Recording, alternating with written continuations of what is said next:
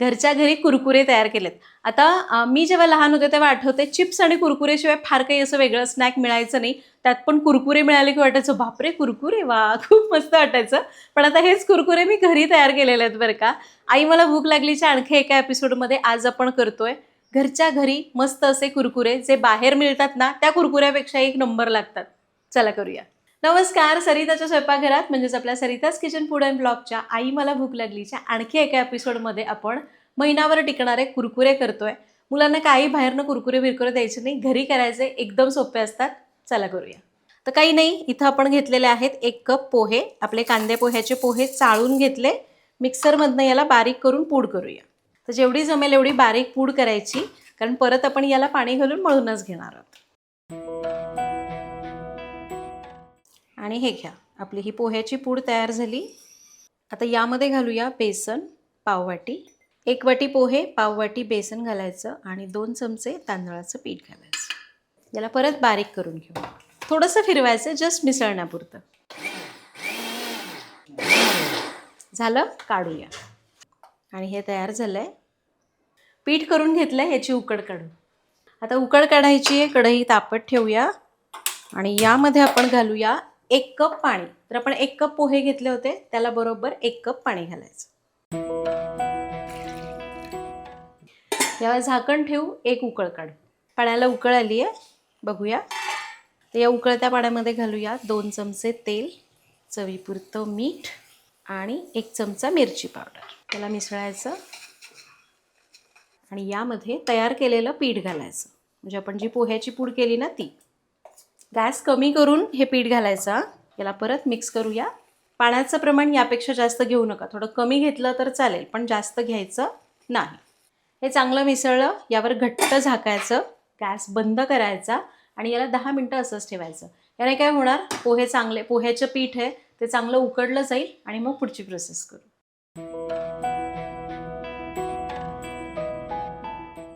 10 minute उकड बसलेली आहे, उघडून बघूया आणि याला परातीत काढूया. आणि आणखी एक गोष्ट, ड्रेस आवडला का? मला माहिती आहे मी शक्यतो ऑफलाईन ड्रेस घेते, पण त्यांची ऑनलाईन सर्व्हिस आहे म्हणून मी त्यांचा जो काही नंबर आहे ना तो कमेंटमध्ये देते, तुम्ही त्यांना कॉल करून घेऊ शकता. पेड प्रमोशन नाही आहे, बरेच जण विचारतात म्हणून मी त्यांचा कॉन्टॅक्ट देते. आता याला उकड बसली, आपण याला मळून घ्यायचं आहे. याला एका परातीत काढूया. आता हे खूप गरम आहे, याला मॅशरने मॅश करूया. मिनिटभर मॅशरने मॅश करायचं, म्हणजे गरम असताना मॅशही करता येतं आणि हाताला चटके लागत नाही. छान मऊ होते, मळलंही जाते. याला मी मिनिटभर मॅश केलं, त्यामुळे हाताला चटके लागले नाही, गरम गरम असताना मळलंही गेलं. आता हे हाताला सोसवेल असं झालंय. यामध्ये घालूया कॉर्नफ्लोअर, साधारण 1 ते 1.5 चमचा, जास्त नाही. याला मिसळून घ्यायचं आणि जर गरज लागली तर थोडं थोडं पाण्याचा हात घ्यायचा. तर याला आपण 5 मिनिटं मस्त मळून घेतलंय. थोडं थोडं पाणी लावलं, जवळपास 1 पाववाटी पाणी मला आणखी वापरावं लागलं. पीठ आपलं चांगलं झालेलं आहे. आता कुरकुरे कसे करायचे, त्याचा आकार कसा करायचा ते बघू. तर तुम्ही 2 पद्धती करू शकता. आपला चकलीचा सोरा असतो त्याच्यामध्ये भरायचं, अशा पट्ट्या पट्ट्या पाडायच्या चकलीसारख्या आणि त्याचे तुकडे करून तळू शकता, पण त्याने ते कुरकुरेसारखं दिसणार नाही, स्टिकसारखं दिसेल. पण तुम्हाला तसं करायचं तर तसं करा, किंवा कुरकुरेचा आकार पाहिजे तर कसं करायचं या सांगते. तर आपण काय करू, छोटा गोळा काढूया आणि याला असं लांबट करून घेऊ. आता एखादं चॉपिंग पॅड किंवा पोळपाट वगैरे घ्यायचं आणि त्यांनी याला लांबट करायचं. हे बघा, हे असे तुकडे तुकडे करायचे आणि त्याला लांबट करून घ्यायचं. जास्त वेळ लागत नाही, पण तुम्हाला कुरकुऱ्याचा आकार हवे असेल तर हे नॉर्मल करायचं असेल तर चकलीच्या साच्याने सरळ मोठ्या मोठ्या पट्ट्या काढायच्या, तुकडे करून तळायचे. जसं जमेल तसं करून घेते आता सगळंच. तर हे बघा, आपण अशा ना, इकडे बघा, या सगळ्या आपण हे शेंगोळ्या करून घेतलेल्या आहेत. आता फक्त याला आपण छोटे छोटे तुकडे करून घ्यायचे या प्रकारे.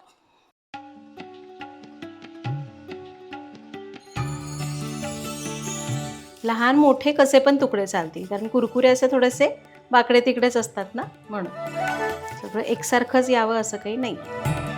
2 गोळ्यांचे कुरकुरे केले, तळून घेऊ. आता कुरकुरे तळायचे, त्यासाठी तेल मध्यम गरम पाहिजे. कसं तापले बघूया. छोटा गोळा टाकूया. हे बघा, व्यवस्थित तळला जातोय आणि करपत नाही आहे, याचा अर्थ तेल व्यवस्थित गरम झालं आहे. तर हे उरलेले कुरकुरे पण असेच टाकूया आणि तळून घेऊ.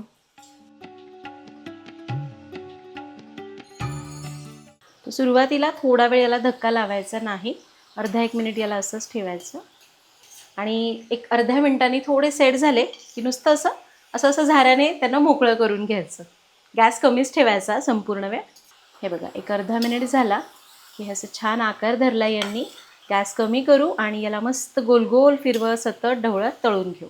मस्त असं तांबूस रंगावर कुरकुरीत होईपर्यंत तळायचं. शेवटी मी सांगेनच की मला एकूण किती वेळ लागला. तर जवळपास 5 ते 6 मिनिटं मी मंद आचेवर तळलं आणि आपले हे मस्त कुरकुरे छान असे तळून झालेले आहेत. मगाशी ना बबल्स येत होते, आता बुडबुडे पूर्ण गेले. अगदी हलके हलके बबल येतात, याचा अर्थ कुरकुरे व्यवस्थित तळलेले आहेत. काढून घेऊया. तर कुरकुरे मस्त कुरकुरीत झालेले आहेत. आवाजावरनं कळत आहेत ना.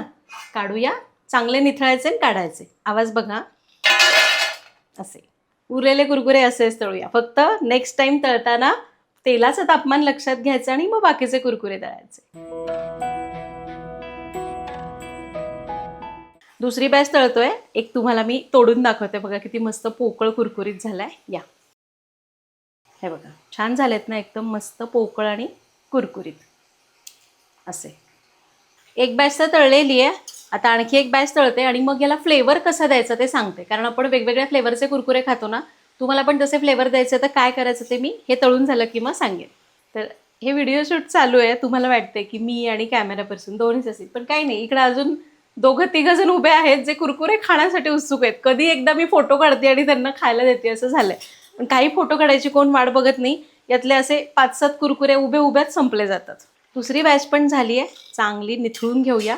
एका मोठ्या झाऱ्यात काढायची, थोडा वेळ निथळायची आणि मग ताटात काढून घ्यायची. आता ही झाली ना, आपण तिसरी बॅच सोडू आणि याला फ्लेवर कसा द्यायचा बघू. काढूया. गर्दी पण करायची नाही हा, नाहीतर मग हे तेलकट होती. तर हलके गरम असतानाच याला एका भांड्यात काढायचं.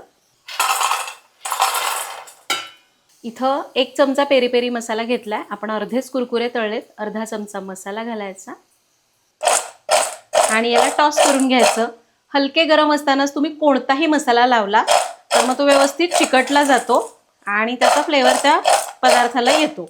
जर तुम्हाला पेरी पेरी मसाला घालायचा नाही, तुम्ही टोमॅटोची चीजची पावडर मार्केटमध्ये मिळते तो फ्लेवर देऊ शकता. काहीही नाही आहे असंच खाऊ शकता. किंवा अगदी तुम्हाला इंडियन फ्लेवर पाहिजे तर चाट मसाला थोडासा भुरभुरला तरी पण चालतो.